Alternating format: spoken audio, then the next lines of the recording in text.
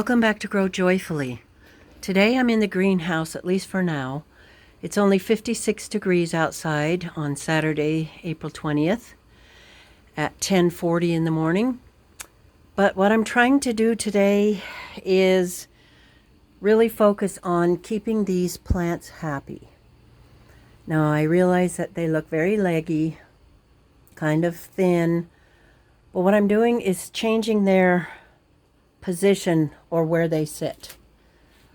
These right here I have just moved up here to the top shelf. Now they do not have a grow light above them, so they won't be growing extra fast, but they won't be getting less leggy. So there's a double-edged sword there. This one here is looking very good. It came from down below. It's a pineapple tomato, and it was under the grow light on a heat mat, as opposed to this one here, this German pink, that was not under the grow light or on a heat mat. It was over there by the window, like these guys are.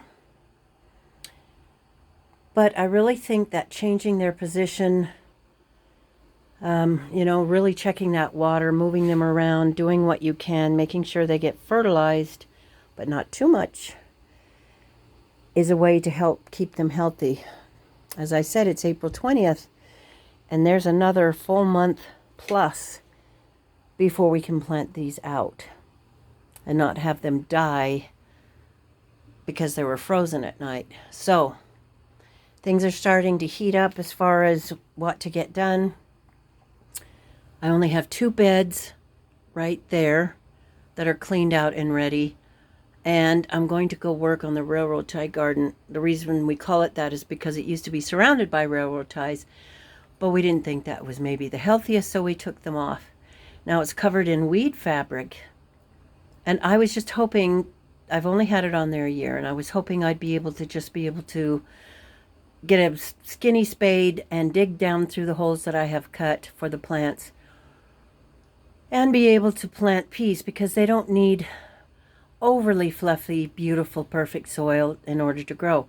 But it's just too hard. So I'm going to have to roll all that weed fabric back, take out the pins that hold it down, rototill it with my little rototiller, amend it, rake it down flat, and then put back down the weed fabric.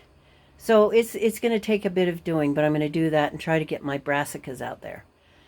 So it's busy, busy, busy. Dividing my time between that, my grandkids, and, my family. My husband and I always have a date on Friday nights. We have for 42 and a half years. I think it's very important that you and your spouse have at least one night a week that you have set apart so that is your date time, where you don't have to worry about dishes or other responsibilities.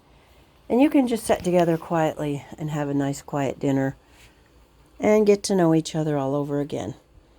So, this is the update for this poor stuffed greenhouse. Take a look at these. These are down on the floor.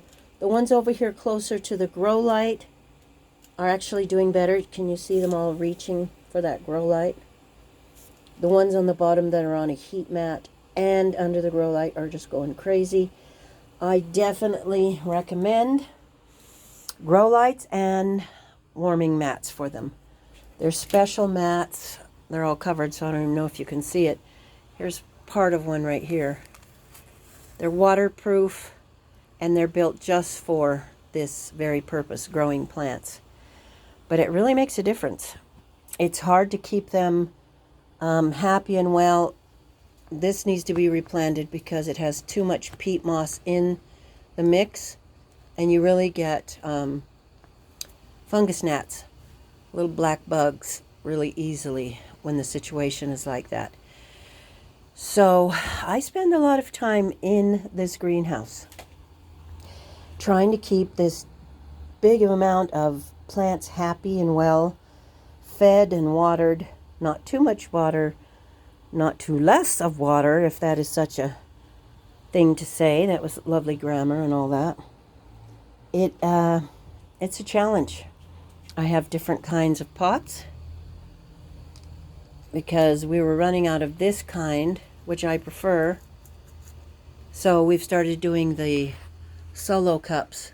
And so far, they seem to be working. All these other pots are pots that we've had through the years.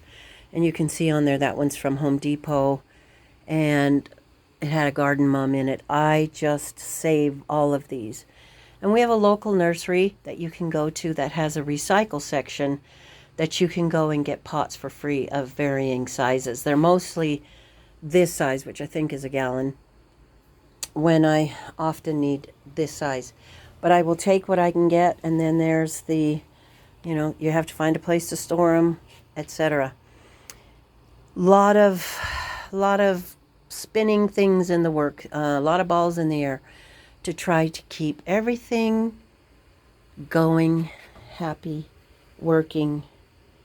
And that's just the greenhouse, not talking about the chickens, the chicks, the rabbit, the rooster, the house, the family, the grandkids. I can do this though. Some of these plants down here are getting away from us. If they get back in the corner, and especially this corner right here on that rack, as you can see, it's very hard to maneuver around here.